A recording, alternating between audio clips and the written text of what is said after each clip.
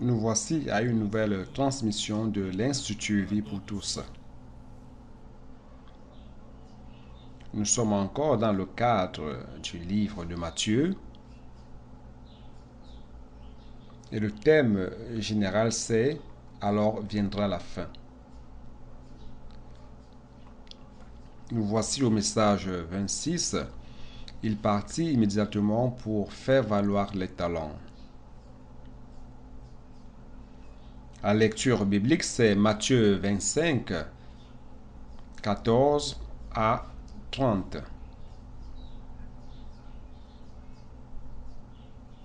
Ces messages qui commencent à partir du message 25 ne seront pas enregistrés dans la nourriture quotidienne du semestre.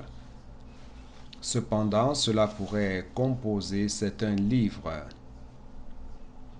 Tous les messages qui se trouvent entre une nourriture quotidienne du semestre et l'autre semestre, nous les utilisons pour les transformer en livres.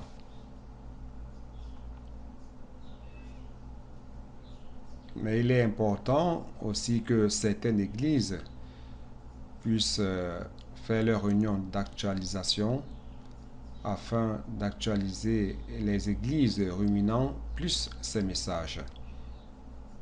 Très bien, que le Seigneur puisse vous bénir tous. Aujourd'hui, c'est le jour du Seigneur. Qu'il bénisse aussi vos offrandes, vos biens matériels pour honorer le Seigneur avec tout ce qu'il nous a donné. Nous voulons l'honorer avec nos biens afin que son œuvre puisse avancer à partir des ressources qu'il nous a données afin que nous puissions semer. Donc rappelez-vous de faire vos offrandes au jour du Seigneur dimanche.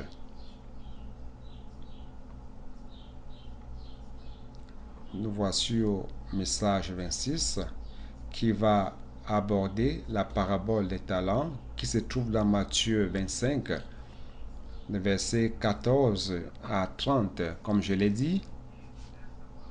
Et cette parabole de talents finalise la session que le Seigneur a donnée, le Seigneur Jésus a donné comme réponse à la question posée par un disciple. Je vais lire cela de nouveau, chapitre 24 de Matthieu, verset 1. Jésus étant sorti du temple. Je vais juste vous rappeler qu'à la fin du chapitre 23 de Matthieu, à cause de la réjection des leaders des Juifs et par la rébellion, le Seigneur est sorti du temple et aussi il est sorti de Jérusalem. Et il leur a dit qu'ils le verront de nouveau lorsqu'il reviendra à sa deuxième venue. Il a dit votre maison sera déserte. Donc notre Seigneur a quitté Jérusalem, il a quitté le temple. Et le verset 1 du chapitre 24, comme Jésus s'en allait au sortir du temple, ses disciples s'approchèrent pour lui en faire remarquer les constructions. Car cette construction du temple réformée par Hérode était une construction très belle, une construction majestueuse. Et les disciples étaient impressionnés par cela. Mais Jésus avait déjà abandonné, avait déjà quitté le temple et ils ne s'en étaient pas rendus compte. Mais Jésus leur dit, voyez-vous tout cela? Je vous le dis en vérité, il ne restera pas ici pierre sur pierre qui ne soit renversée. Et cela s'est passé durant l'an 70. Il s'assit sur la montagne des Oliviers et les disciples vinrent en particulier lui faire cette question. Dis-nous, quand cela arrivera-t-il et quel sera le signe de ton avènement et de la fin du monde? Premièrement, quand est-ce que le temple sera détruit et qu'il n'en subsistera pierre sur pierre? Cela se passait durant l'an 70, on l'a déjà dit, c'était par l'empereur romain, le prince Titus, qui a détruit Jérusalem et il a détruit le temple.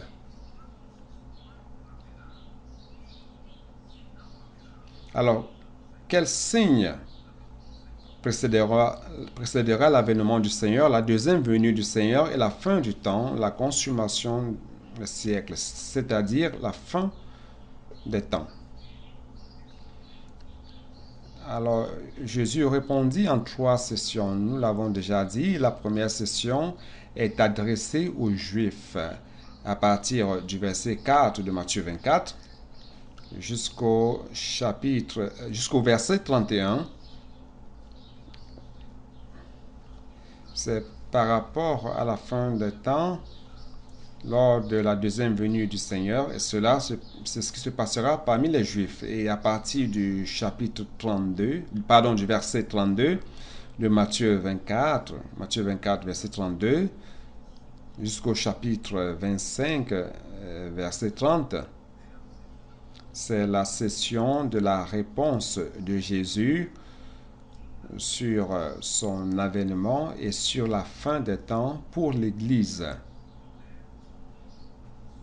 Alors, quel est le signe pour l'Église afin que nous puissions évaluer comme est proche la fin des temps?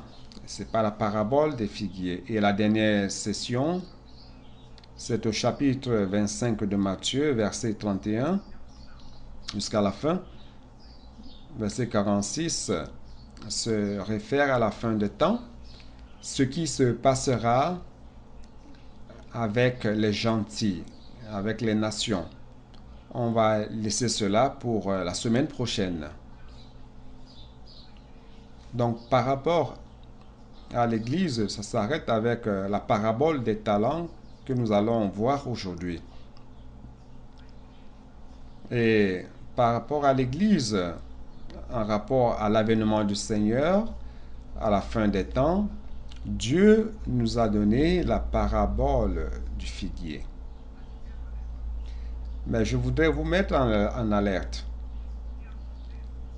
Ce qui se passe avec l'Église, c'est le reflet de ce qui va se passer dans le monde. L'Église est en avant-garde. Pourquoi? Parce que au chapitre 24, 14 dit ceci: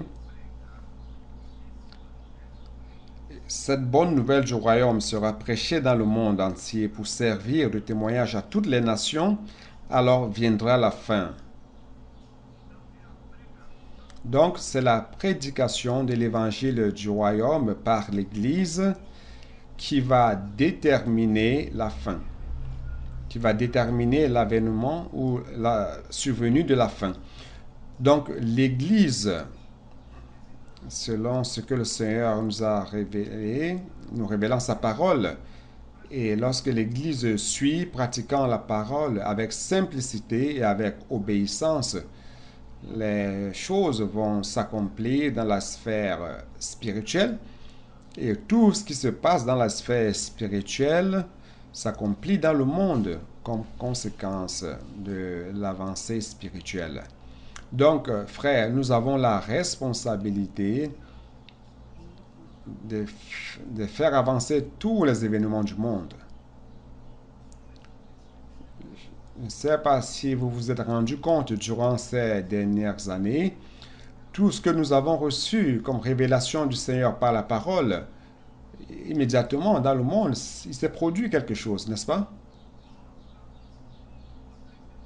Il y a 2-3 semaines, cela, nous avons parlé de Matthieu 24 par rapport à l'importance du temple, à l'importance de Jérusalem. Et à la Pâque qui s'est écoulée, il y a eu un conflit justement sur l'esplanade des mosquées où se trouve la base pour la reconstruction du troisième temple. La parabole du figuier nous donne des indices de la proximité de l'avènement du Seigneur. Mais je le répète de nouveau, c'est nous qui entraînons cela. C'est nous qui entraînons la proximité du retour du Seigneur.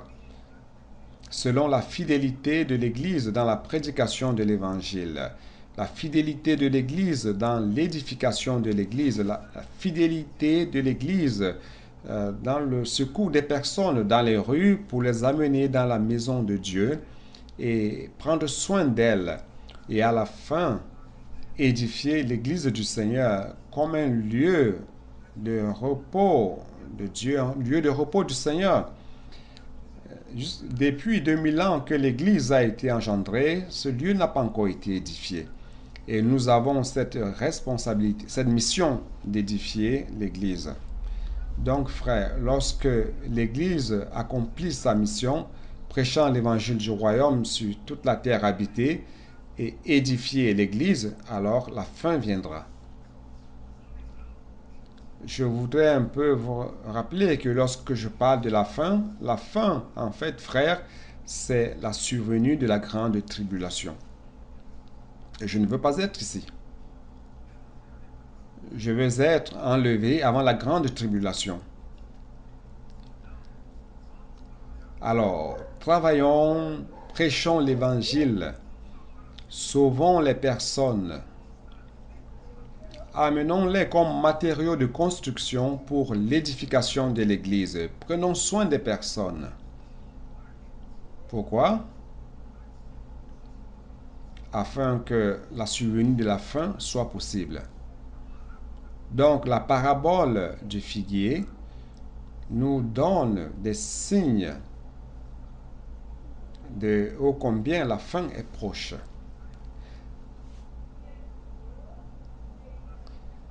Israël comme nation a été restaurée en 1948. Et lorsque l'État d'Israël a été restauré en 1948, la capitale était à Tel Aviv. Durant la guerre de 6 jours, en 1967, Israël a récupéré Jérusalem. Et Israël sans Jérusalem ne signifie pas grand-chose. Jérusalem, c'était le lieu que Dieu avait choisi pour y mettre son nom et y édifier son lieu d'habitation, un temple physique sur terre. Car Jérusalem était le lieu que Dieu avait choisi où il allait rassembler toutes les 12 tribus dans la fête solennelle à Jérusalem. Donc, sans Jérusalem, Israël n'a pas un grand sens. Et nous rendons grâce à Dieu car ils ont restauré Jérusalem. Mais il n'y a pas de temple. Le temple pour Israël signifie lieu de Dieu, lieu d'habitation de Dieu, la présence de Dieu. Si Dieu ne s'y trouve pas, n'est pas là dans le temple à Jérusalem, alors Israël aussi n'a pas un grand sens non plus, car théoriquement, Israël serait un royaume gouverné par Dieu. Et c'est comme cela que ça a été institué. Nous pouvons voir cela principalement dans Exode 19, où Israël a été institué comme un royaume de sacrificateurs, une nation sainte et un peuple de propriété exclusive particulière de Dieu parmi tous les autres peuples. Donc aujourd'hui, la nation d'Israël est déjà une réalité. Ils ont déjà Jérusalem. Certains pays ont déjà reconnu Jérusalem comme la capitale d'Israël et non plus Tel Aviv. Mais encore, il manque la construction du temple qui a été détruit. Donc cette pression pour la reconstruction du temple sera de plus en plus grande année après année cela va augmenter exponentiellement. Et fatalement, un jour, ils vont reconstruire le temple. Seulement, s'ils le faisaient aujourd'hui, cela pourrait même déclencher une guerre mondiale. Mais bien aimés frères, nous n'en sommes pas loin, car cela a été prophétisé. Quelque chose va se passer. Il y aura un homme qui va apparaître, qui sera capable de négocier, un homme puissant, un homme influent, qui va réussir à établir une alliance au Moyen-Orient afin qu'Israël puisse construire son temple. Et lorsque cet homme surgira, il va sceller une alliance de 7 ans et il va rompre cette alliance au milieu de 7 ans, donc 3 ans et demi. Alors viendra la fin, la grande tribulation. Donc lorsque l'alliance sera établie, frères, nous aurons peu d'années par rapport à l'avènement secret du Seigneur. Et c'est le moment où les vainqueurs, nous serons enlevés. Et je voudrais faire partie de cela. Donc, frère, ce n'est pas si loin que ça. Qu'est-ce qu'il nous revient à faire, frère? C'est d'être vigilant. C'est pour cela qu'après que le Seigneur ait parlé de la parabole du figuier, il demande de veiller. Car le monde entier sera endormi par leur vie quotidienne, comme au jour de Noé. Ils mangeaient, ils buvaient, ils se mariaient et mariaient les enfants, comme si la fin du monde ne devait pas arriver. Alors, lorsque le déluge est venu, tout le monde a été surpris. Donc, l'avènement secret de notre Seigneur Jésus va surprendre beaucoup de personnes, mais nous ne serons pas surpris. Car nous sommes déjà en train de veiller. Veiller ici sur terre. Pour cela, frère, comment veiller? Verset 45. Il nous montre que le serviteur fidèle et prudent qui veille prend soin de ses semblables. Vous pouvez vous dire que vous êtes un jeune converti. Ah, je suis encore jeune, je ne suis pas assez mature pour être un vainqueur, pour être enlevé lors de l'avènement secret du Seigneur Jésus. Mais ici, il vous ouvre une possibilité pour être enlevé. Il dit, quel est donc le serviteur fidèle et prudent? Verset 45. Que son maître a établi sur ses gens pour leur donner la nourriture au temps convenable. Vous êtes en train de prêcher l'évangile. Puis-je prier pour vous? Vous êtes en train de faire le colportage. Vous amenez ces contacts dans l'église afin d'être sous le soin de l'église et vous prenez soin de ces personnes, que ce soit par le réseau des femmes connectées ou par le réseau des hommes de prière ou par les réseaux de soins de l'église, les centrales d'accueil. Alors, vous devez alimenter ces personnes au temps convenable, ces personnes que Dieu vous a confiées. Et si le Seigneur revient aujourd'hui et que vous êtes en train d'alimenter fidèlement les personnes que Dieu vous a confiées, prenant bien soin d'elles, alors vous serez un vainqueur.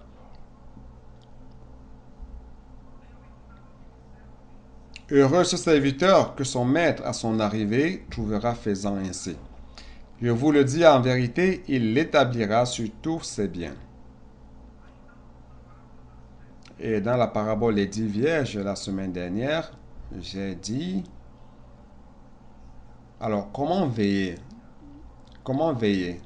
Frère, veiller aujourd'hui, c'est mettre les lampes, c'est maintenir les lampes allumées. La lampe, c'est votre esprit. Votre esprit a été allumé au jour où vous avez accepté notre Seigneur Jésus-Christ comme votre Sauveur et Seigneur. Selon Jean chapitre 3, votre esprit a été régénéré, c'est-à-dire que vous êtes né de nouveau. Vous êtes né comme enfant de Dieu. Aujourd'hui, vous êtes un enfant de Dieu. Et un enfant de Dieu a un esprit allumé. Il a une lampe allumée dans son esprit, car dans Proverbe 20, 27 dit que l'esprit de l'homme, c'est la lampe du Seigneur. Donc, lorsque nous avons reçu le Seigneur, cette lampe a été allumée et cette lampe se trouve dans notre esprit. Toutefois, toutes les 10 vierges de la parabole avaient des lampes allumées. Mais la différence, ce qui différenciait les vierges prudentes et des folles, c'est que les vierges prudentes ou sages, au-delà d'avoir la lampe allumée, elles avaient de l'huile dans le vase. Et les folles avaient des lampes allumées car elles étaient sauvées, mais elles n'avaient pas de réserve d'huile dans le vase. Et le vase, c'est notre âme. La lampe est dans notre esprit humain, mais le vase, c'est notre âme. Donc, nous devons recevoir de l'huile, nous devons permettre que l'Esprit de Dieu vienne saturer, remplir notre âme. Notre pensée, volonté, émotion doivent recevoir la saturation d'huile, la saturation de l'Esprit de Dieu pour être transformés. Amen. Et l'Esprit de Dieu, frère, c'est Dieu lui-même. Dieu aujourd'hui habite dans votre esprit. Romains 8 est clair là-dessus. Il dit, si quelqu'un lui appartient, et cette personne qui a l'Esprit de Dieu en elle, qui a l'Esprit de Christ en elle, cette personne a Christ habitant en elle, cette personne a l'Esprit de celui qui a ressuscité Jésus d'entre les morts.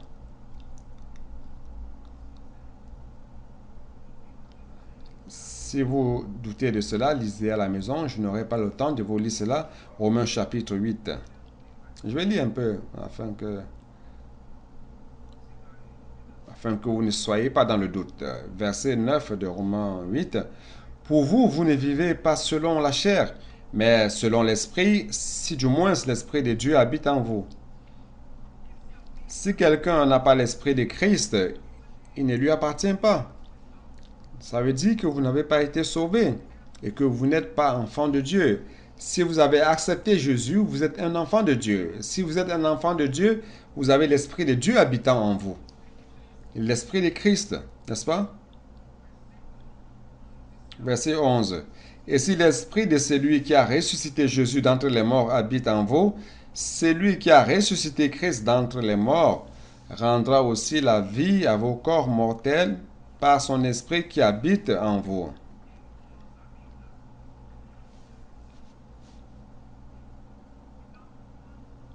Donc, lorsque vous avez reçu Jésus comme votre Sauveur, vous avez invoqué le nom du Seigneur Jésus comme votre Seigneur. Qu'est-ce qui s'est passé?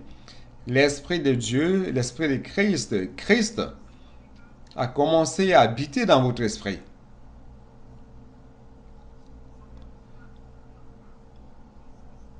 Alors, ne faites pas de votre esprit une chambre d'hôte où vous enfermez, dans laquelle vous enfermez le Seigneur. Vous devez inviter le Seigneur qui aujourd'hui est dans votre esprit à entrer dans tous les compartiments de votre maison. Et c'est votre âme. Permettez au Seigneur d'entrer dans votre pensée. Permettez au Seigneur d'entrer dans vos émotions. Permettez au Seigneur d'entrer dans votre volonté. Et comment allez-vous faire cela? Invitez-le. Et qui est-ce qui a le pouvoir, qui est-ce qui a la puissance de faire cela? C'est en vous, c'est votre pensée. Votre pensée a la puissance de décider où votre âme va s'incliner. Si votre pensée s'incline vers la chair, alors elle recevra la mort. Verset 6 de Romains 8. Et l'affection de la chair, c'est la mort. Tandis que si vous inclinez votre pensée vers l'esprit, vous allez recevoir la vie et la paix. C'est pour cela que Colossiens 3, qu'est-ce que Paul nous dit? Cherchez les choses d'en haut. N'est-ce pas? Pensez aux choses d'en haut et non à celles qui sont sur la terre.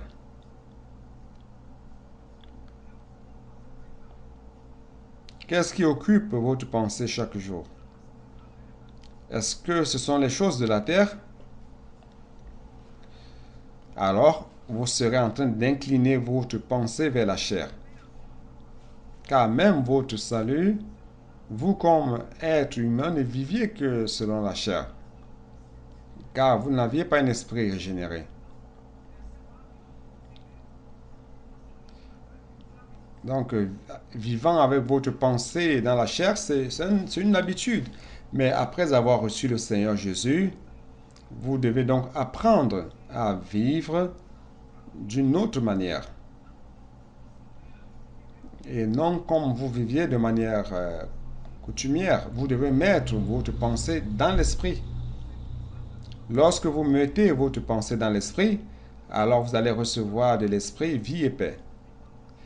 Et lorsque vous vous inclinez vers l'esprit, ici je parle de l'esprit humain, car dans votre esprit humain se trouve l'esprit de Dieu. Rappelez-vous que votre esprit humain, c'est la chambre d'hôte. L'esprit de Dieu s'y trouve, Dieu s'y trouve.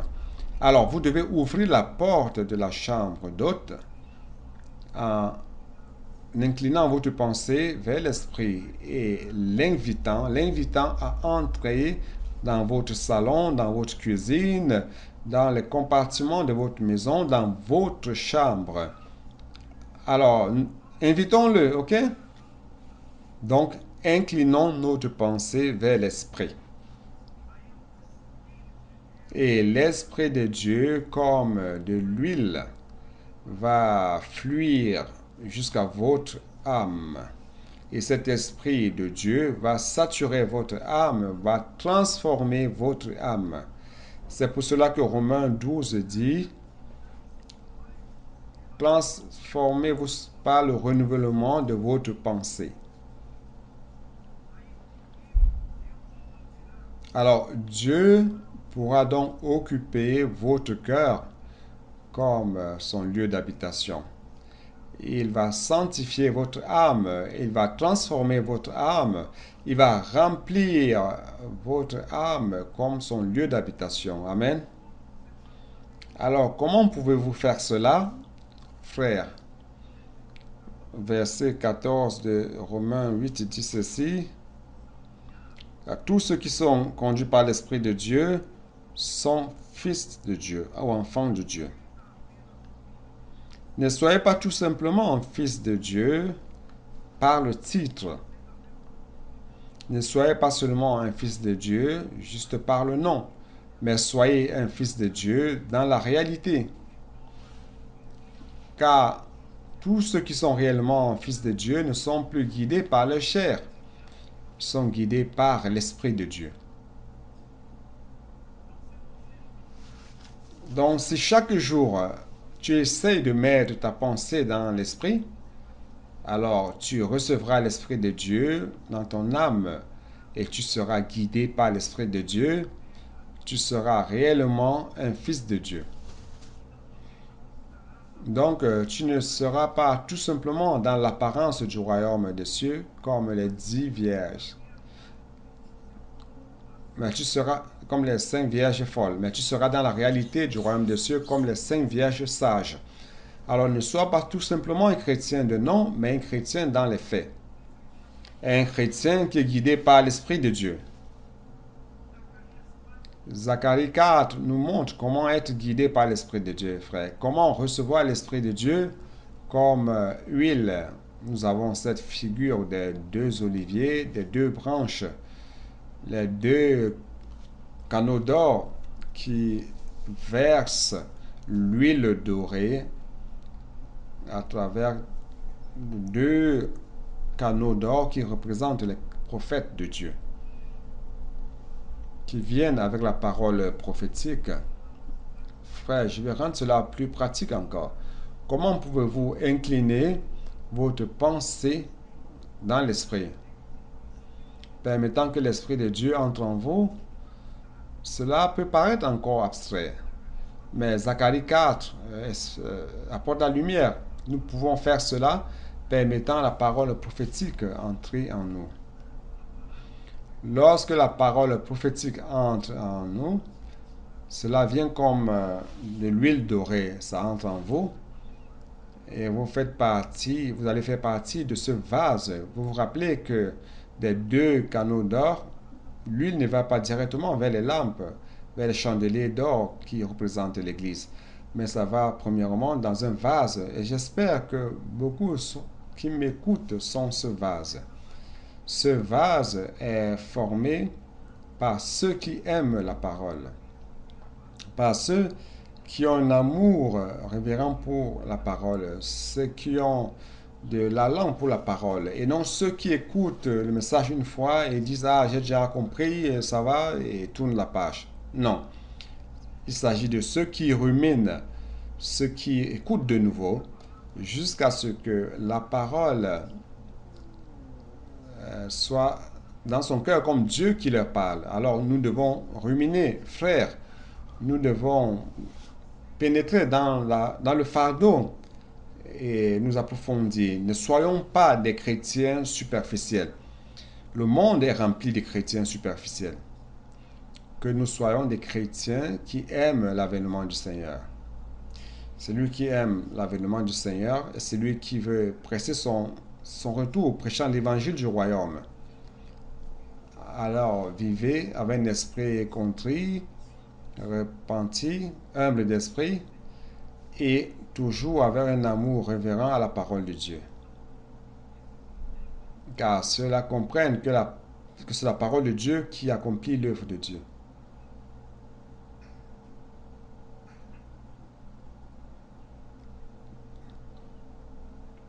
On va donc continuer.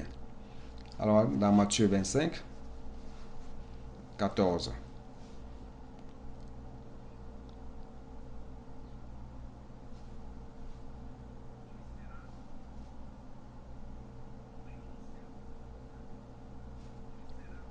Le royaume des cieux, n'est-ce pas? Il en sera comme d'un homme qui, partant pour un voyage, appela ses serviteurs et leur remit ses biens.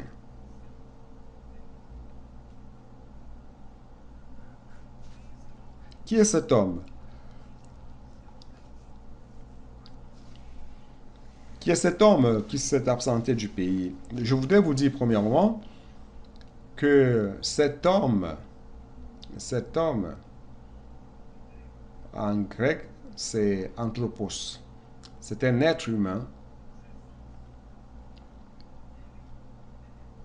Jésus est Dieu. Même étant Dieu, il n'a pas revendiqué à vouloir être égal à Dieu. C'est dans Philippiens. Philippiens 2. Philippiens 2.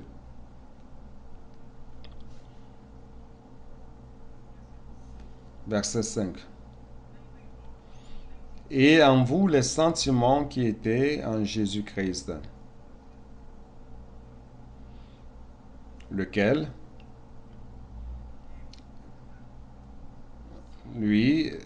existant en forme de Dieu, en fait, il existe depuis le commencement, existant en forme de Dieu, n'a point regardé comme une proie à arracher d'être égal à Dieu. Il est Dieu, mais pour nous sauver,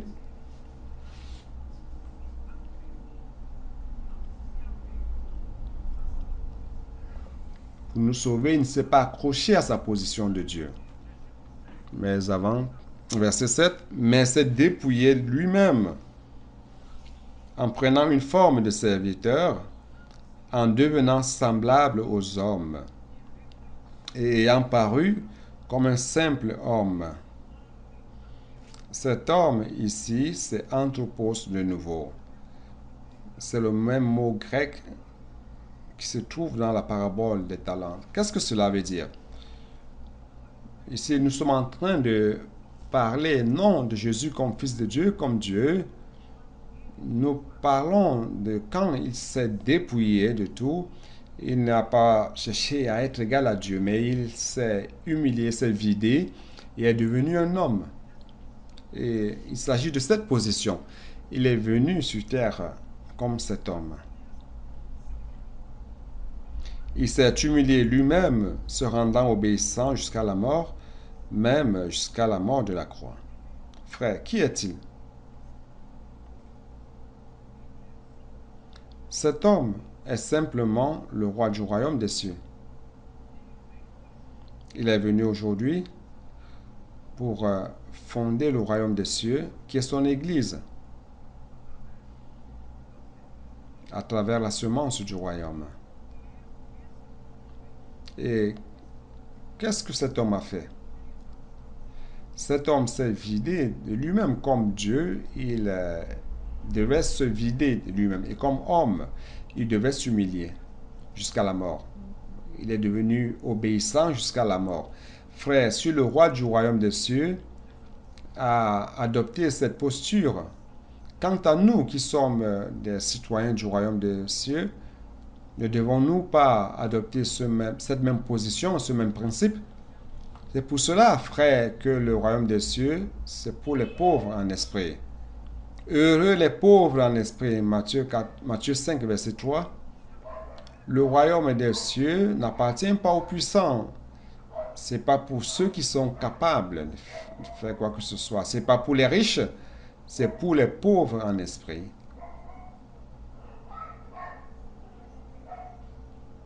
Qui ont un esprit contrit, qui ont un esprit de repentance. Frère, maintenons cette posture jusqu'à la fin de notre vie et ne jamais nous vanter pensant que nous sommes quelque chose et nous enorgueillir. Nous devons suivre ce chemin d'humilité.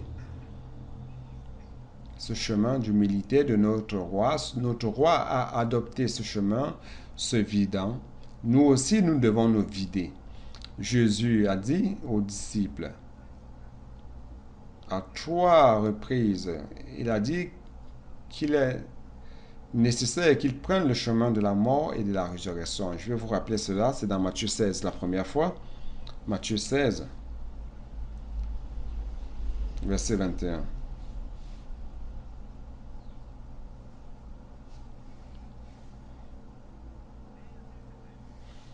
Dès lors,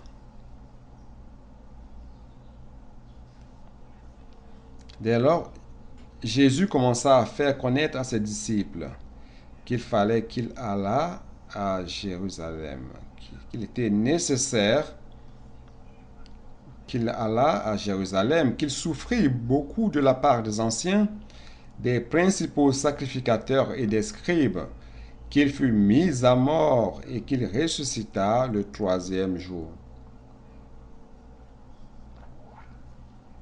Frère, il a dit à ses disciples qu'il était nécessaire qu'il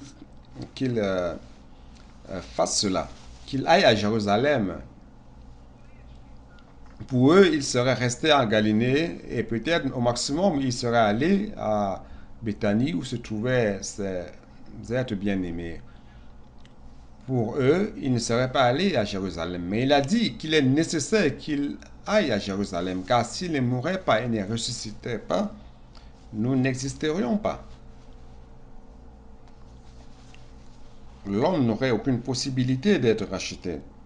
L'homme n'aurait aucun salut. Et nous rendons grâce à Dieu, car il est mort et ressuscité, et il a rendu possible notre rédemption, notre salut.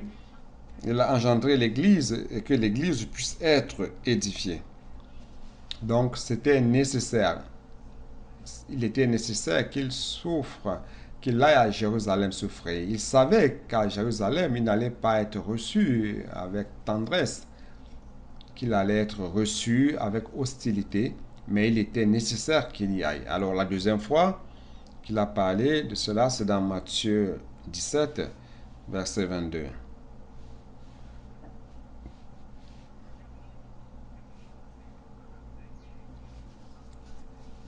Il était encore en Galilée. Donc pendant qu'il parcourait la Galilée, Jésus leur dit, le Fils de l'homme, voyez bien, il s'agit du Fils de l'homme. Ici, il est dans la position de anthropos, de l'homme, de l'être humain. Le Fils de l'homme doit être livré entre les mains des hommes.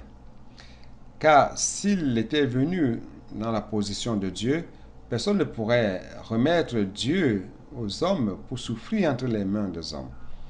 Donc, il devait être dans la position d'homme. Alors, le Fils de l'homme doit être livré entre les mains des hommes et ils le feront mourir. Et le troisième jour, il ressuscitera. Ils furent profondément attristés, les disciples. Frères, ça c'est le grand salut, la grande clé du salut de Dieu. Matthieu 20, c'était la troisième fois. Jetez-y un coup d'œil. Versets 18 et 19. 18, à partir de 17 même. Car il était prêt à aller à Jérusalem. Pendant que Jésus montait à Jérusalem, il prit à part les 12 disciples. Il leur dit en chemin, voici nous montons à Jérusalem et le Fils de l'homme sera livré. Rappelez-vous, Fils de l'homme de nouveau. Il s'agit de l'homme. Le Fils de l'homme sera livré aux principaux sacrificateurs et aux scribes. Ils le condamneront à mort.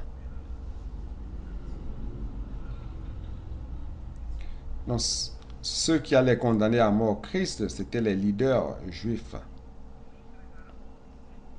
Et ils le livreront aux païens pour qu'ils se moquent de lui, le battent de verge et le crucifient, et le troisième jour, il ressuscitera.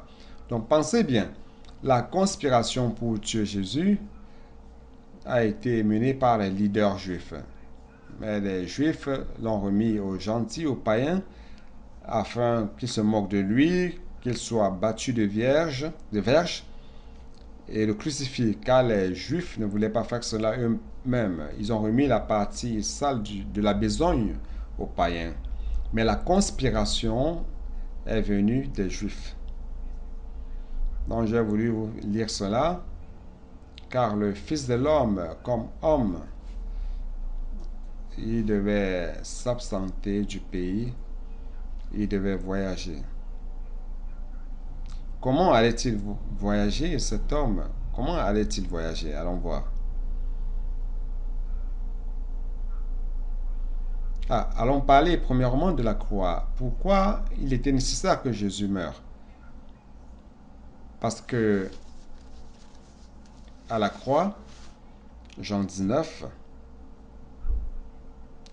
ouvrez votre Bible, s'il vous plaît. Jean 19 dans votre Bible, verset 34, qui dit ceci. Mais un des soldats lui perça le côté avec une lance. Et aussitôt, il sortit du sang et de l'eau. Jésus, à la croix, avait déjà expiré. Ils sont venus briser la jambe des trois qui étaient à la croix afin qu'ils ne restent pas vivants au sabbat. Mais lorsqu'ils sont arrivés à Jésus, Jésus avait déjà expié et ils ne lui ont pas brisé les jambes. Mais un des soldats furieux a pris une lance, même comme cela, il a percé le côté de Jésus. Mais cela était dans le plan de Dieu pour montrer que de son côté, de la même manière que du côté d'Adam, Dieu a fait en sorte que Adam dorme d'un sommeil profond qui représente la mort de Jésus à la croix. De son côté, d'Adam, il a pris une côte et Dieu a édifié la côte en forme de femme. Ça, c'est le signe de ce que du côté de Jésus, Dieu allait prendre quelque chose pour l'édification de l'Église. Et cette chose, c'est le sang et de l'eau. Le sang, pourquoi? Le sang pour la rédemption. Car Dieu ne peut pas engendrer l'Église avec un homme pécheur. Il ne peut pas édifier l'Église de cette manière. Dans Jean chapitre 1, verset 29.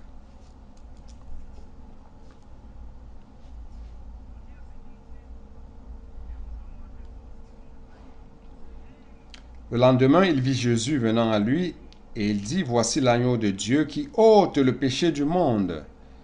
Il était nécessaire que l'agneau de Dieu meure à la Pâque pour ôter le péché du monde. Éphésiens 1,7. Seigneur Jésus.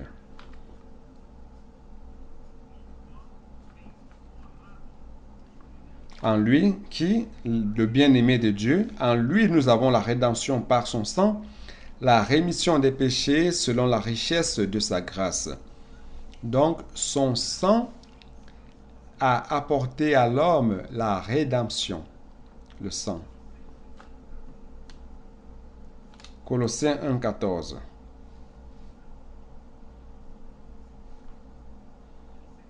Colossiens 1,14. Le Fils de Dieu, le Fils de son amour, en qui nous avons la rédemption, la rémission des péchés. Donc, nous avons besoin du sang versé du côté de Jésus pour notre rédemption. Hébreux 9, 22.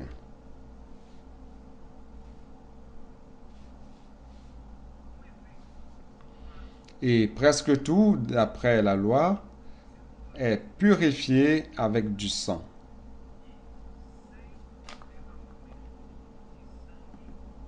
Et sans effusion du sang, il n'y a pas de pardon. Alors, est-ce que c'était nécessaire, oui ou non?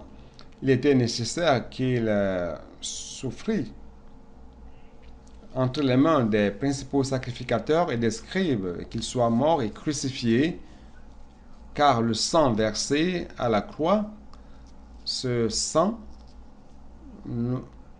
en ce sang, nous avons la rémission des péchés et la rédemption. Nous rendons grâce à Dieu.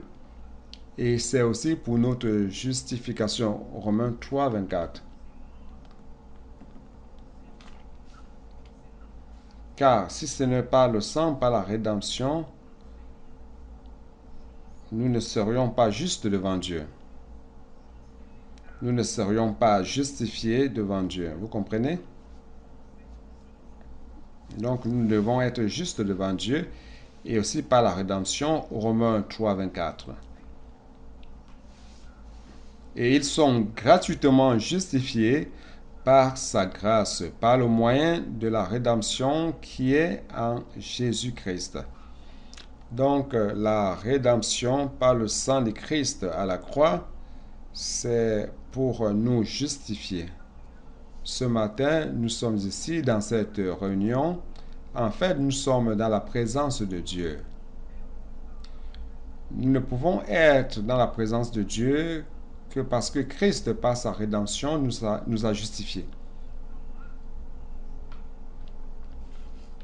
Il n'y a aucun injuste qui peut demeurer dans la présence de Dieu. Donc, frères, c'est le sang de Christ qui nous justifie, qui nous fait être dans la présence de Dieu. Mais ce n'est pas seulement du sang qui est sorti de son côté, il en est sorti aussi de l'eau. Et l'eau, c'est pourquoi? L'eau, c'est pour dispenser la vie de Dieu à l'homme à travers l'esprit. L'eau dans la Bible a toujours représenté l'esprit. C'est pour cela que dans Jean chapitre 3, Jésus a dit, celui qui n'est pas né d'eau et d'esprit ne pourra voir le royaume de Dieu.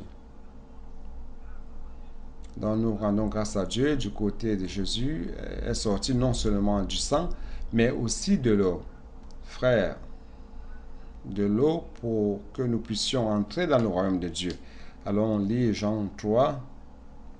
Je voulais économiser le temps, mais il est bon que vous ayez cette référence. Évangile de Jean, Jean 3, 3. Tous sont ouverts, la Bible. Jésus lui répondit, en vérité, je te le dis, si un homme ne naît de nouveau, il ne peut voir le royaume de Dieu. Mais comment naître de nouveau? Verset 5. Jésus répondit, en vérité, je te le dis, si un homme ne naît d'eau et d'esprit, il ne peut entrer dans le royaume de Dieu. Donc nous rendons grâce à Dieu car cette eau qui a coulé du côté de Jésus nous a donné cette opportunité, cette position, ce droit de recevoir la vie de Dieu à travers l'Esprit de Dieu. Ce qui est né de la chair continue d'être chair, mais ce qui est né d'esprit est esprit.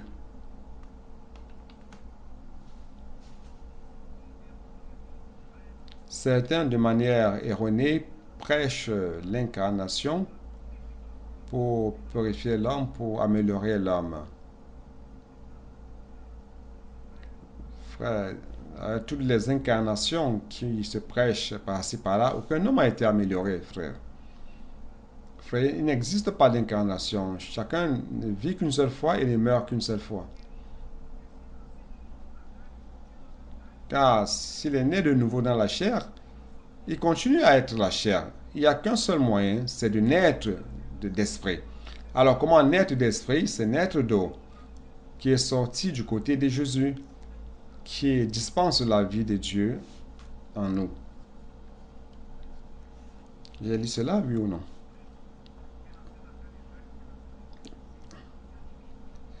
Et ce qui est né de la chair est chair, ce qui est né d'esprit est esprit. Ne t'étonne pas que je t'ai dit, il faut que vous naissiez de nouveau. Ici, naître de nouveau, c'est de naître d'en haut, naître de là-haut.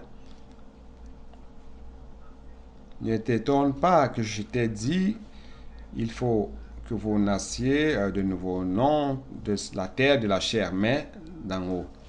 Donc, frère, pour engendrer l'Église, pour édifier l'Église, nous devons utiliser Éphésiens chapitre 5.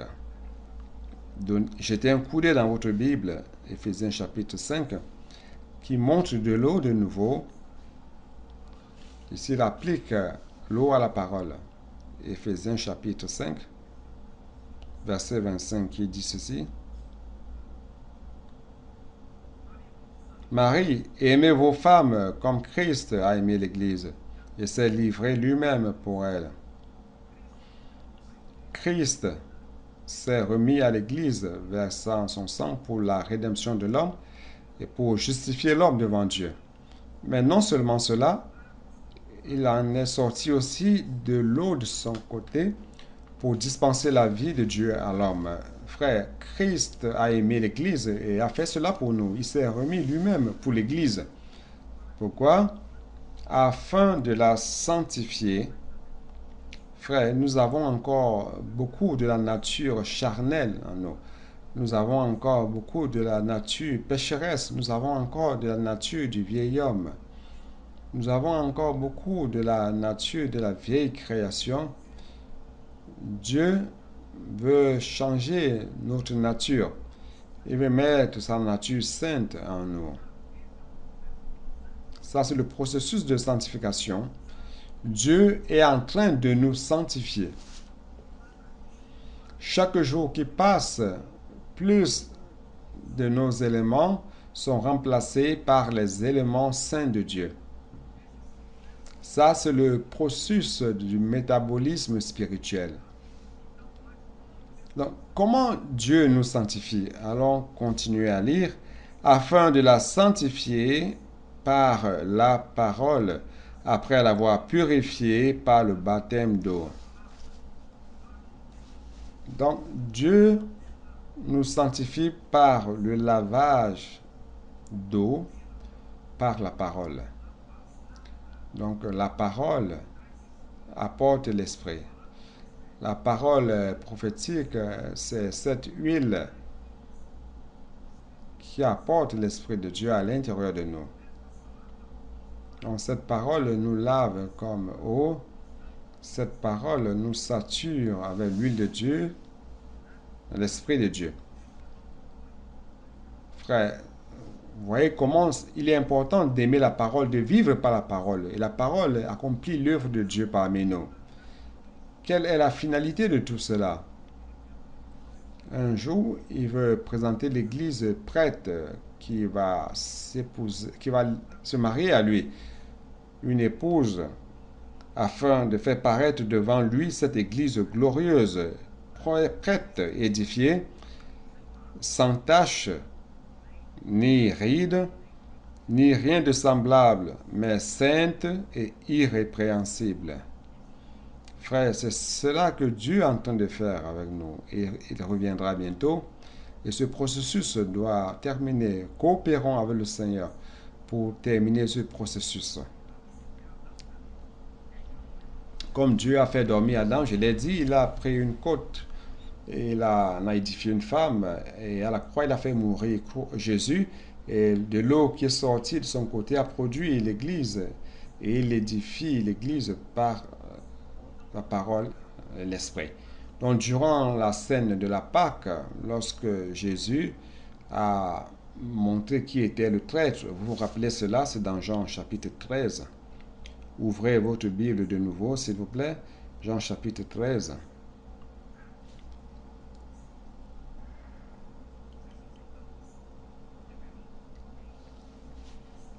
Jésus a révélé qui allait le trahir. Il a dit à Judas, Judas, ce que tu dois faire, fais-le rapidement. Alors, Judas s'est levé de cette fameuse table du souper de la scène du Seigneur.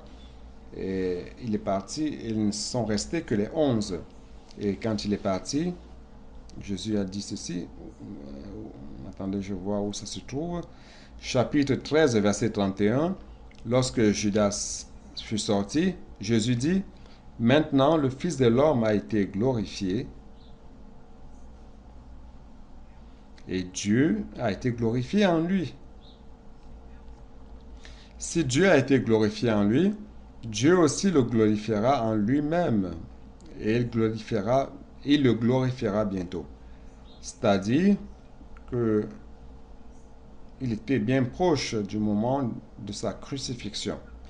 Mes petits enfants, je suis pour peu de temps encore avec vous.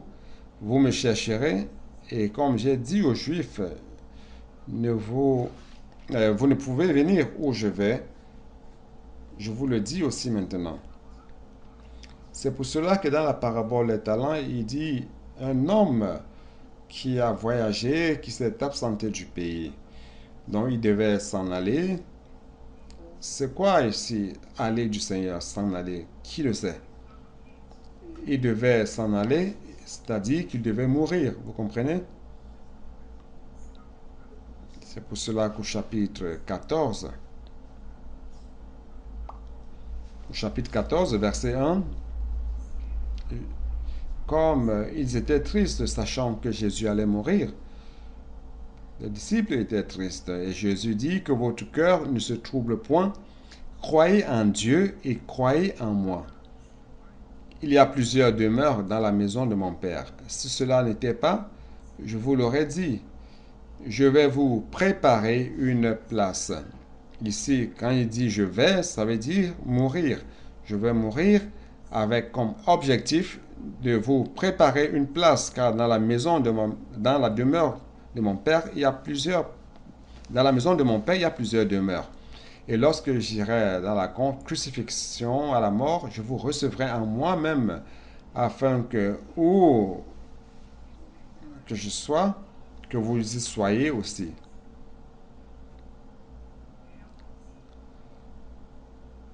Je vais mourir par la croix, mais je reviendrai et je vais vous recevoir en moi. Et ici, lorsqu'il dit revenir, c'est la résurrection. C'est pour cela que les 3 fois, il a dit, je ressusciterai au 3e jour. Je ressusciterai au 3e jour. Donc, il va mourir et les disciples ne pourraient le suivre. Dans cette mort, il n'y a que lui qui pouvait y aller. Mais il reviendrait, pourquoi? Pour amener les disciples en lui-même, afin que où il se trouvait déjà, qu'il amène aussi les disciples. Il voulait amener les disciples où ils se trouvaient déjà. Et où est-ce qu'ils se trouvaient? Oh Seigneur Jésus. Verset 11.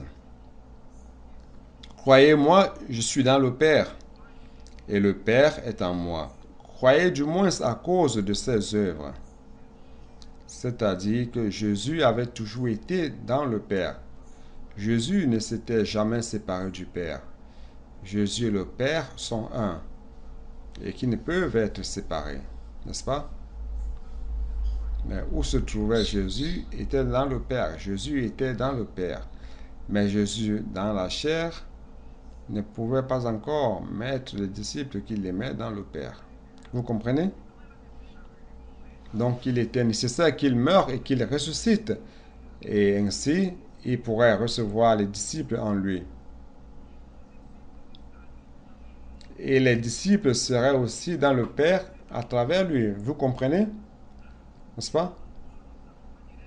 Ils ne peuvent pas aller vers le Père directement, mais ils peuvent être en Jésus, en le Fils Jésus.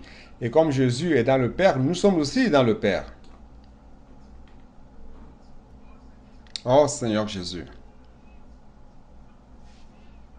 Donc l'objectif principal de sa mort et résurrection, c'est pour que Christ puisse entrer dans l'homme par la foi. Tous ceux qui croient en Jésus par la foi, Christ est entré en eux.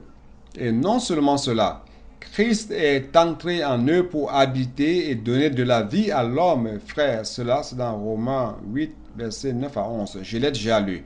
La mort et la résurrection de Christ, au-delà d'accomplir la rédemption, a comme objectif de faire mourir notre vieil homme afin que nous ne servions plus le péché et que nous servions le péché.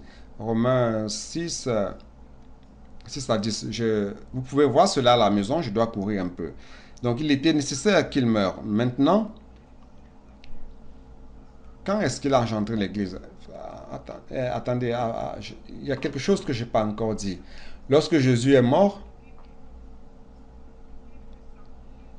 pourquoi devait-il mourir pour recevoir les disciples à l'intérieur de lui? Et comment pouvait-il entrer dans les disciples? Regardez donc ici, c'est très intéressant cela. Jetez un coup d'œil ici.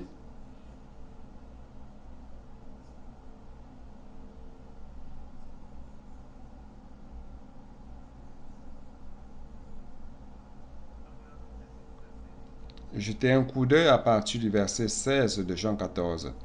Et moi je prierai le Père, et il vous donnera un autre consolateur, afin qu'il demeure éternellement avec vous.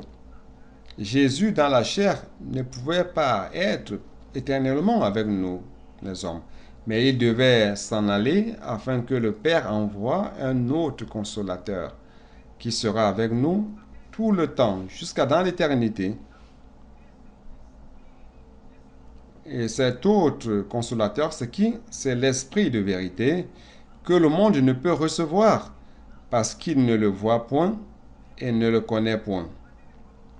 Mais il a dit à ses disciples, mais vous le connaissez. Mais comment cela? L'Esprit qui sera encore envoyé par le Père, les disciples le connaissent déjà. Et il dit, car il demeure avec vous. C'est pour qu'ils comprennent que cet esprit que le Père enverrait, c'est le Seigneur Jésus lui-même. Après être passé par la mort et la résurrection, il deviendrait l'Esprit qui est le consolateur et il reviendrait à nous. Et il serait éternellement avec nous. Je vais répéter. Le monde ne le voit ni ne le connaît, mais vous le voyez. Vous le connaissez car il demeure avec vous, il habite avec vous. Qui est-ce qui habitait avec eux? C'est Jésus dans la chair. Et il sera en vous. Maintenant, il demeure, il habite en chair avec vous. Mais lorsque je mourrai et ressusciterai, je serai en vous. Je ne vous laisserai pas orphelin, je viendrai à vous. Frères, ce Jésus aujourd'hui est sous la forme de l'Esprit. L'Esprit de la réalité est notre consolateur D'un côté, il est assis à la droite du Père, mais de l'autre côté, frère, comme esprit de la réalité, il est ici. Il est ici parmi nous. Oh Seigneur Jésus.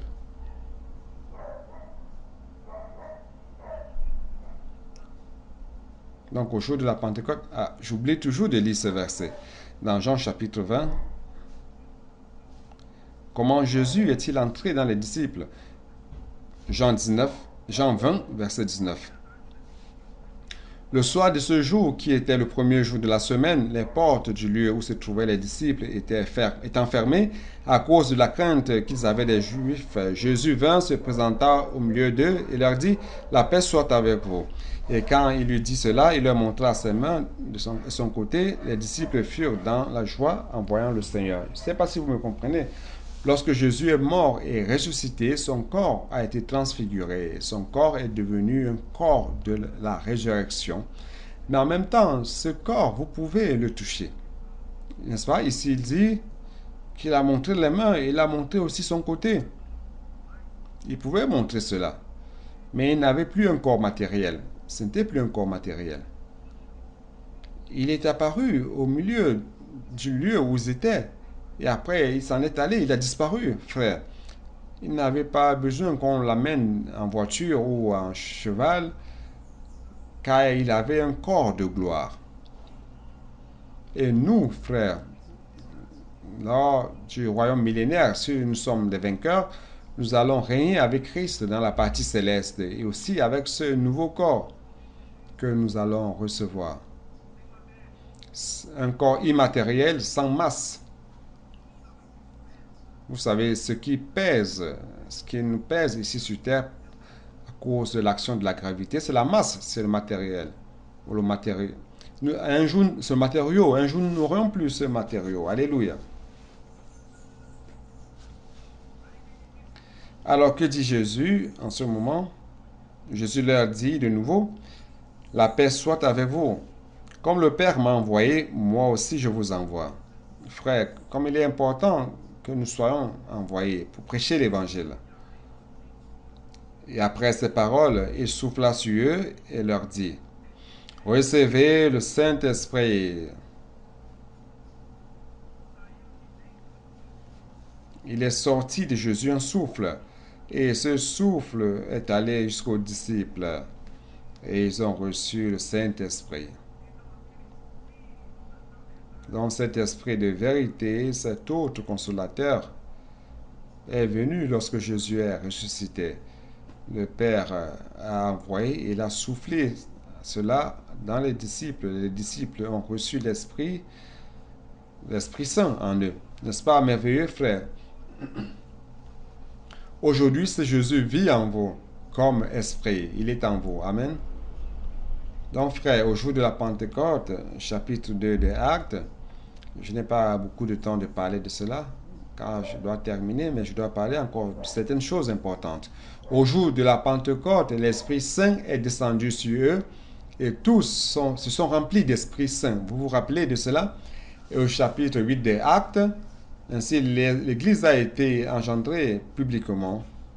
Au chapitre 2 des Actes, la première Église a été engendrée sur la terre. C'était à Jérusalem, mais qui représentait toutes les églises. Et après, au chapitre 10 des Actes, dans la maison de Corneille, les païens ont aussi été baptisés dans le même corps. Donc, les Juifs croyants dans Acte 2 et dans Acte 10, les païens croyants. Nous tous formons un seul corps, le corps de Christ. Donc tout cela, c'était la promesse du Père, qu'ils allaient recevoir la puissance.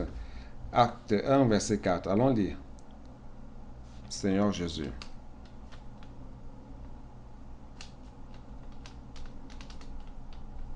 Acte 1, verset 4. Comme il se trouvait avec eux, il leur recommanda de ne pas s'éloigner de Jérusalem, mais d'attendre ce que le Père avait promis, ce que je vous ai annoncé, leur dit-il.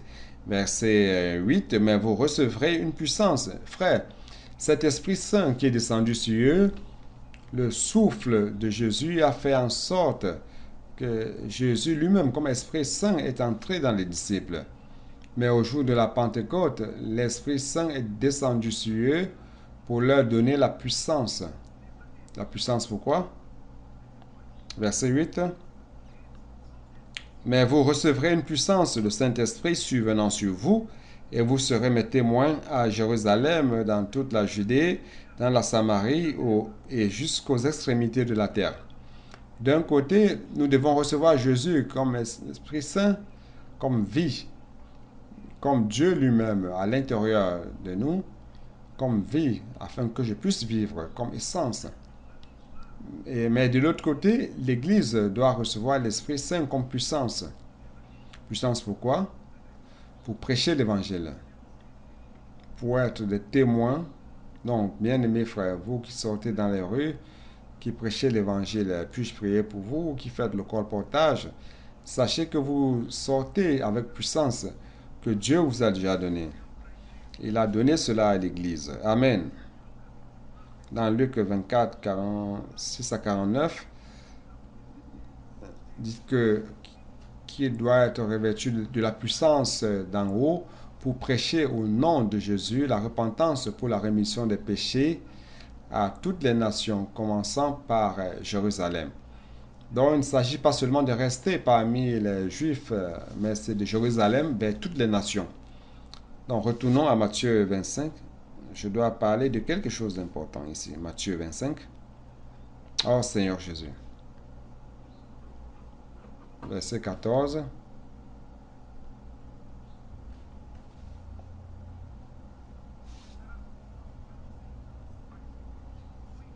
Il s'en alla comme un homme qui partant pour un voyage, s'en alla et revint, n'est-ce pas? Donc, avant de partir, il appela ses serviteurs et leur confia ses biens. Frère, quels sont les biens du Seigneur, principalement? Ce monde entier, le ciel et la terre ont été créés par Dieu, par lui. Mais réellement, quels sont ses biens? Ce sont les hommes.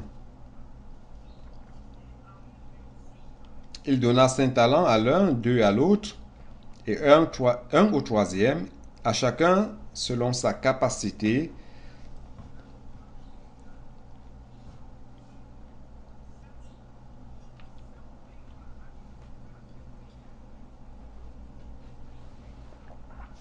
Dieu nous a remis ses biens pour les gérer. Ces biens, frères, se réfèrent principalement à l'Église qu'il a achetée par un prix si élevé de sa mort. Il a engendré l'Église et il doit édifier encore l'Église, car il est le Christ, oint pour cette mission. Et cette mission, il a réussi à accomplir en partie lors de sa mort et résurrection et engendrant l'Église. Maintenant, cette Église doit être édifiée. Et ça, ce sont ses biens, ce sont les affaires du Seigneur.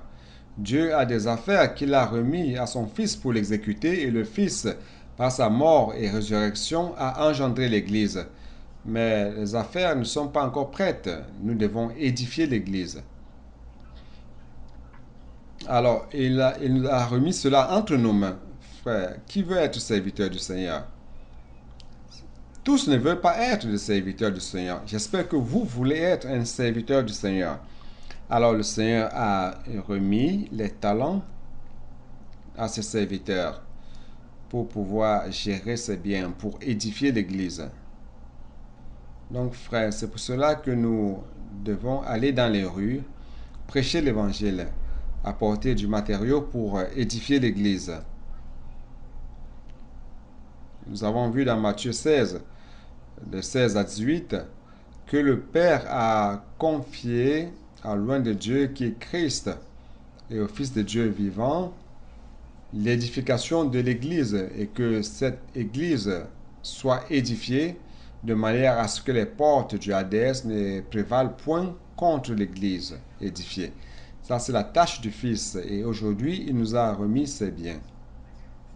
Vous voulez recevoir cette tâche de lui? Édifions l'Église. Donc, frères, le Père nous a confié à nous les serviteurs de la dernière heure la conclusion de sa mission, de ses affaires. Pour cela, frères, nous devons prêcher l'évangile et édifier l'Église. Oh Seigneur Jésus. Et ça est notre responsabilité. Comment il va distribuer à chacun? Vous allez recevoir 5, vous 2, vous 1, n'est-ce pas? Donc, ils vont recevoir selon leur capacité. Dieu va distribuer selon la capacité de chacun. Frère, quelle est notre capacité? Je vais lire une note de la version Restauration. La capacité elle-même, c'est notre capacité naturelle, c'est-à-dire innée, constituée de ce que nous sommes la créature de Dieu et que nous apprenons. Ça, c'est la note. Frère, je vais dire la chose suivante.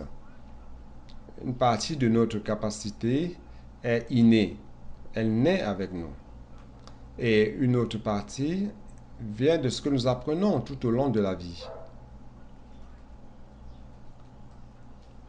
Plus nous pensons que nous sommes sages et que nous avons de la capacité, alors moins nous apprenons dans la vie. Et si nous sommes humbles, considérant les autres supérieurs, écoutant plus et parlant moins, nous apprenons plus.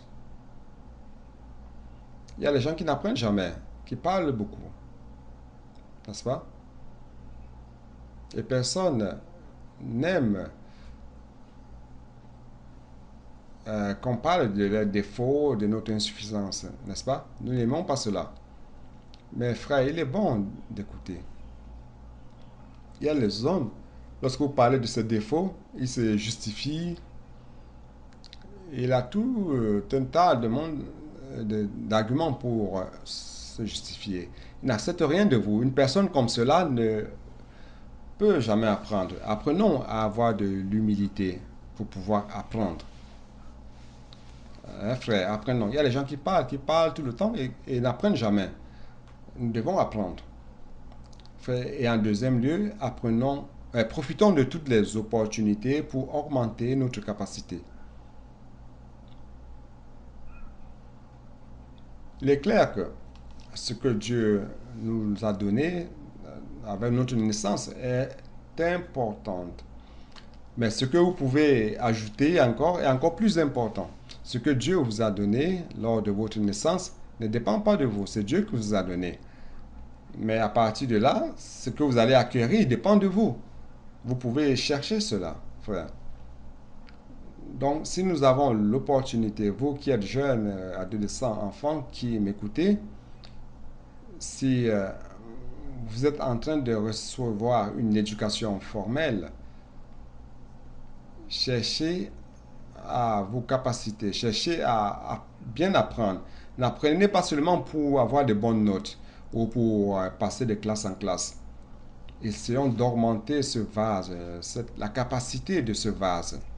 Ok? Si vous avez l'opportunité ou avez eu l'opportunité d'une bonne éducation formelle, vous savez, vous avez eu l'opportunité d'augmenter votre capacité. Vous comprenez? Et si vous n'avez pas eu l'opportunité d'avoir une éducation formelle, vous pouvez, comme on le dit, apprenez à l'école de la vie. Vous pouvez apprendre au jour le jour, dans le quotidien, par exemple. Moi, je n'ai pas beaucoup de temps pour expliquer, mais je vais vous dire la chose suivante. Profitez. Car tout dans la vie, c'est le perfectionnement. Pourquoi avons-nous besoin de CPF? Le CPF, c'est pour le perfectionnement, n'est-ce pas? Pourquoi on a besoin du PAC? Le PAC, c'est pour perfectionner les colporteurs. Donc, tout dans la vie, c'est un perfectionnement. Et dans l'Église, tout, c'est pour le perfectionnement. Dieu nous perfectionne dans les divers services de l'Église. Nous servons dans un service déterminé et nous sommes toujours perfectionnés. Et tout cela augmente notre capacité de servir davantage. Parce que j'ai déjà vu des régions d'œuvres qui sont coincées. Des régions qui sont coincées. à cause de la capacité pratiquement minime de ceux qui sont dans le leadership. Ceux qui sont dans le leadership, qui ont une capacité minime, vous savez, le pire des problèmes, c'est que lorsque quelqu'un est incapable et pense qu'il est capable, qu'il a de la capacité, ne se capacite pas et reste toujours limité, et l'œuvre du Seigneur reste limitée dans cette région-là. Frère, c'est pour cela que nous devons nous ouvrir.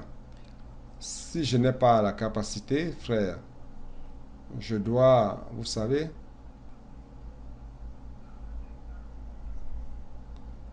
je dois me mettre avec les personnes qui peuvent reconnaître. Je dois reconnaître, premièrement, mes défauts et demander de l'aide aux frères, n'est-ce pas? Personne ne connaît tout. Nous dépendons les uns des autres. Alors, frères, ne soyez pas de ceux qui sont devant, qui n'ont aucune capacité de faire quoi que ce soit et ne permettent à personne de faire. Et ne reconnaissent pas leurs limites pour demander de l'aide. Comme le frère Dong dit, c'est comme cette vieille poule qui ne pond plus des œufs et ne sort pas du nid, occupe le nid, et les autres poules sont là et attendent et elles n'ont pas de place. N'est-ce pas, frère? Apprenons, nous devons apprendre à demander de l'aide. Nous avons besoin de renouvellement dans l'Église. Nous avons besoin d'inclusion, d'inclure encore plus de personnes. Oh Seigneur Jésus. Très bien, je vais juste m'arrêter là, sinon je vais beaucoup exagérer. Ça, c'est un point qui me fait du souci. Bon, amen. Maintenant, frère, je voudrais aussi vous dire, après avoir tout cela, vous pouvez dire, ah, Pedro parle de nouveau de la capacité de l'homme, mais ce que je voudrais vous dire, et je vais répéter une fois de plus, c'est que la capacité de l'homme, c'est pour donner du support à Dieu afin d'accomplir l'œuvre. Rappelez-vous du buisson que Moïse a vu dans le désert. Il y avait le feu sur le buisson et le buisson ne se consumait pas. Cela veut dire que Dieu n'utilise pas la capacité de l'homme comme combustible pour son œuvre. Dieu n'a pas besoin de l'homme comme combustible pour accomplir l'œuvre sur terre. Il a juste besoin de l'homme, de la capacité de l'homme comme support, afin que son feu puisse se poser dessus. Je l'ai dit dans le passé, les frères n'ont pas trouvé cette illustration. Vous qui vous rappelez de l'illustration que j'ai faite, qu'un buisson sert uniquement à donner du support au feu. Mais si ce buisson était plus grand, avait une plus grande capacité, le feu serait grand aussi. Vous comprenez? Le buisson n'a pas la capacité d'accomplir l'œuvre de Dieu, mais le feu, oui. Alors, plus le buisson a la capacité, plus Dieu peut accomplir son œuvre. Donc, la puissance vient de Dieu et non de l'homme. Mais la capacité de l'homme donne le support pour que Dieu puisse accomplir. Vous comprenez? C'est pour cela que dans 2 Corinthiens 4, verset 7 dit que nous avons un trésor dans un vase de terre, afin que l'excellence de la puissance soit de Dieu et non de nous. Donc, plus ce vase de terre est grand, plus le trésor peut être grand. Vous comprenez? Donc, plus le vase a de la capacité, Dieu peut l'utiliser pour son œuvre. Vous pouvez être perfectionné dans divers services de l'Église, au CPEV, au PAC, participant à la fabrique des vainqueurs, au ministère des femmes, des réseaux des hommes, des prières, etc., etc., dans les divers services de l'Église. Sur l'aspect spirituel, sur l'aspect du royaume des cieux, c'est maintenant toujours avec un esprit contrit. C'est encore nécessaire, frère, un esprit humble, cherchant à développer un amour pour la parole prophétique, la parole de Dieu, pratiquant avec simplicité et obéissant. On continue sur le même chemin, avoir la disposition d'être perfectionné pour servir avec efficience chaque fois plus.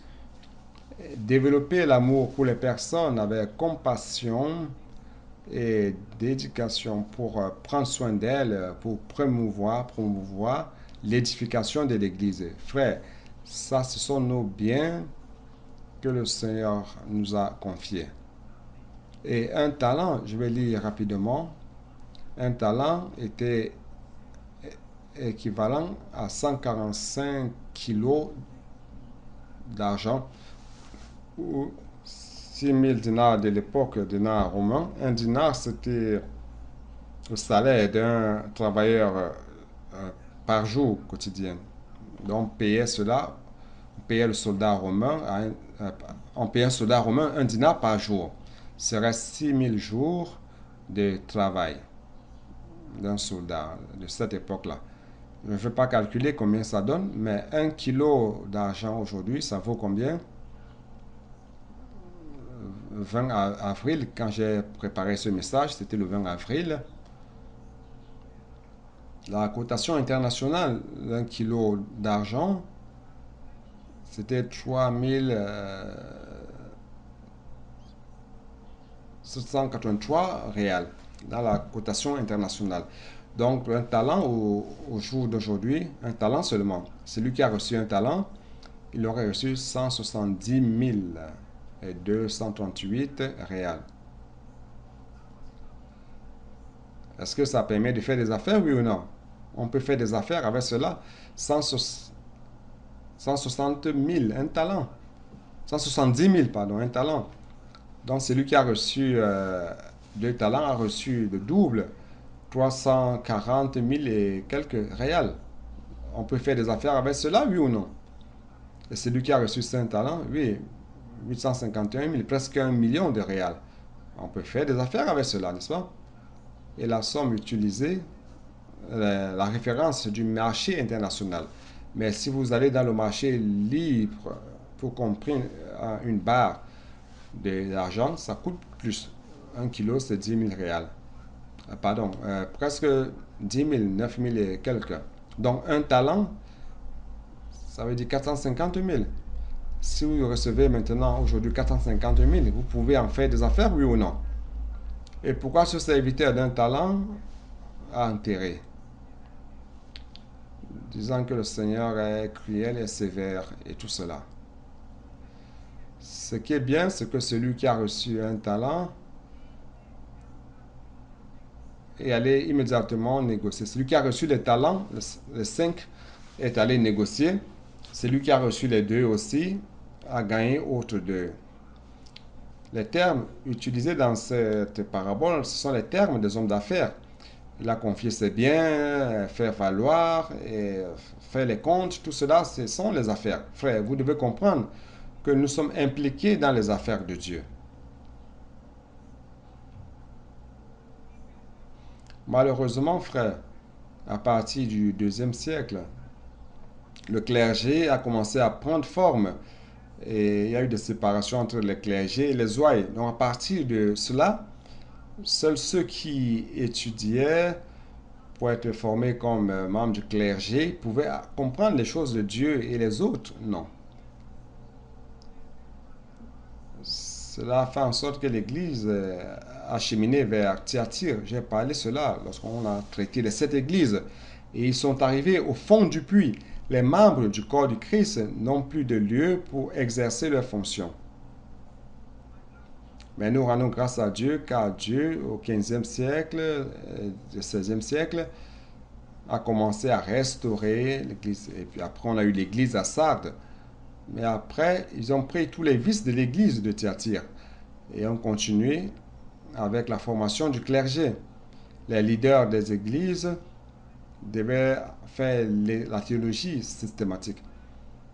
Tout était dans les théories, doctrine, frère. Ils apprenaient quelque chose pratique, c'était pour gérer l'église, pour devenir une affaire, dans un autre sens, bien sûr. Frère, c'est pour cela que lorsque nous parlons des choses de la Bible, les gens cherchent à rendre cela en théorie, doctrine, et tout cela. Frère, il ne s'agit pas de cela. Les affaires de Dieu, ce sont les affaires. Christ a reçu la charge d'engendrer l'Église et d'édifier l'Église. Et l'édification de l'Église, c'est un business.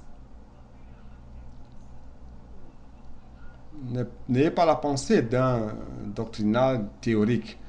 Nous devons produire des intérêts au Seigneur. Cette femme virtueuse du dernier chapitre de Proverbes, elle produisait des intérêts pour son mari. Elle ne passait pas le temps toute la journée dans la théorie.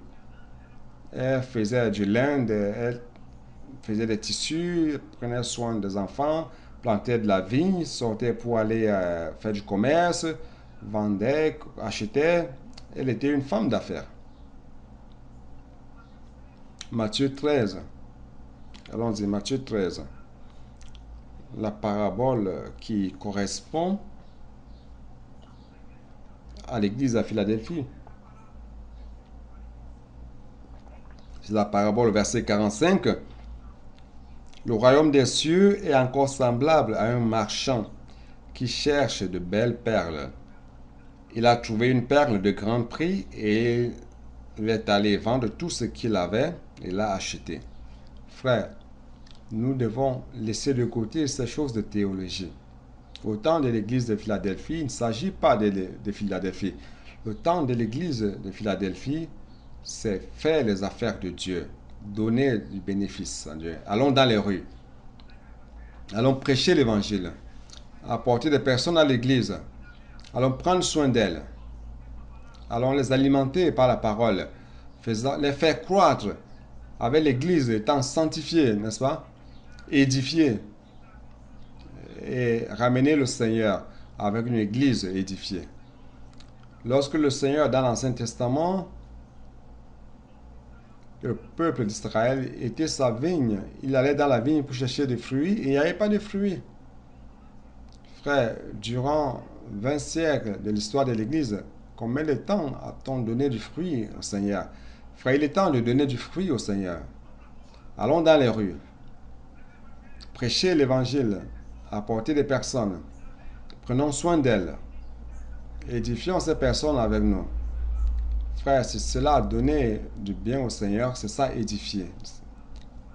Oh Seigneur Jésus, dans la parabole est dit vierge, l'emphase c'est dans la croissance en vie, la préparation et permettre que l'esprit puisse gagner notre âme. Et la parabole des talents, c'est que l'œuvre, quelle œuvre allons-nous présenter au Seigneur lorsque le Seigneur reviendra? Il va nous demander de rendre compte. Quelle œuvre avez-vous accomplie? Ah, j'ai eu de belles paroles. Il ne va pas s'importer. Il ne va pas s'importer avec cela. Il veut savoir quel fruit avez-vous produit au Seigneur. Je vais terminer avec Ésaïe 55. Je n'ai pas pu terminer le message, mais je vais terminer avec Ésaïe 55. Pour vous montrer, frère, que le Seigneur veut des fruits. Ésaïe 55, verset 10.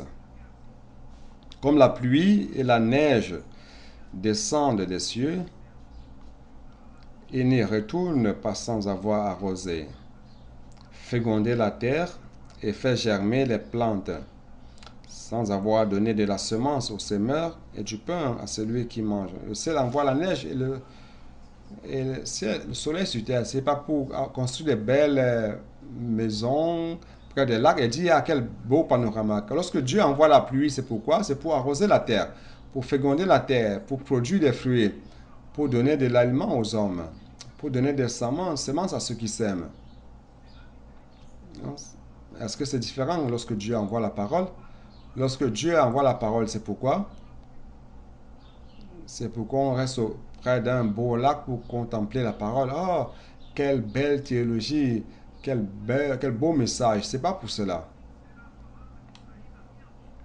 Ainsi sera la parole qui sort de ma bouche. Qui sort de ma bouche, elle ne retourne point à moi sans effet, sans avoir exécuté ma volonté et accompli mes desseins.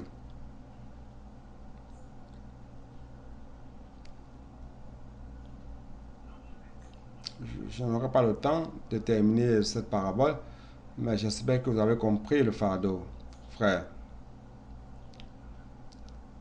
Allons prendre cette responsabilité que nous avons reçue du Seigneur. Frère, il ne s'agit pas de donner de beaux messages, mais il s'agit de produire quelque chose de réel au Seigneur. Et cette chose réelle, c'est l'édification de l'Église. Pour cela, frère, produisons et donnons des fruits au Seigneur, ayons cet esprit. Et de l'autre côté, je veux mettre l'accent sur le fait de chercher à avoir la capacité à être perfectionné. Ne pensez pas que vous connaissez tout.